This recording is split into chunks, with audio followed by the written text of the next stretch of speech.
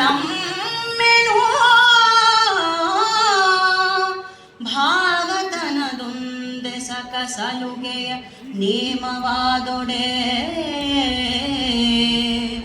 ಬಿಸಜಲೋಚನ ಭಿನ್ನಹವನು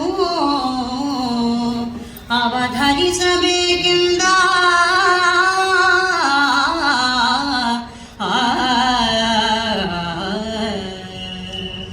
ಬಂಧುಗಳೇ, ಈ ಕಾವ್ಯದ ಒಂದೊಂದು ಪದ್ಯಗಳು ಕೂಡ ಅದ್ಭುತವಾದಂಥದ್ದು. ಒಂದೊಂದರ ವಿವರಣೆಯನ್ನೇ ಹಲವು ಬಗೆಗಳಲ್ಲಿ ವಿಶ್ಲೇಷಿಸ್ತಾ ಆನಂದಿಸ್ತಾ ನಾವು ಆಸ್ವಾದಿಸಬಹುದು. ಆದರೆ ನಮ್ಮ ಸಮಯದ ಚೌಕಟ್ಟು ಇರೋದರಿಂದ ಒಂದಿಷ್ಟು ವಿವರಣೆಯನ್ನೇ ಹ್ರಸ್ವಗೊಳಿಸಿ ನಾನು ಮುಂದಿನ ಪದ್ಯಗಳಿಗೆ ಹೋಗಲಿಕ್ಕೆ ಅಣಿಯಾಗ್ತೇವೆ.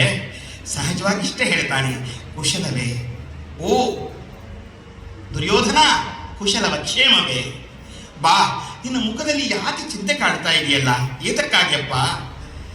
ಈಗೋ ನಿನ್ನ ಮನಸ್ಸಿನಲ್ಲಿ ಏನೋ ತಳಮಳವನ್ನ ನಾನು ಕಂಡಿದ್ದೇನೆ. ನಿನ್ನ ಮನಸ್ಸಿನಲ್ಲಿ ಏನೋ ವ್ಯತ್ಯಾಸ ಕಾಣಿಸ್ತಾ ಇದೆ, ನನಗೆ ಅರ್ಥ ಆಗ್ತಾ ಇದೆ. ಏನದನ್ನ ಹೇಳಪ್ಪ? ಭಾವತನ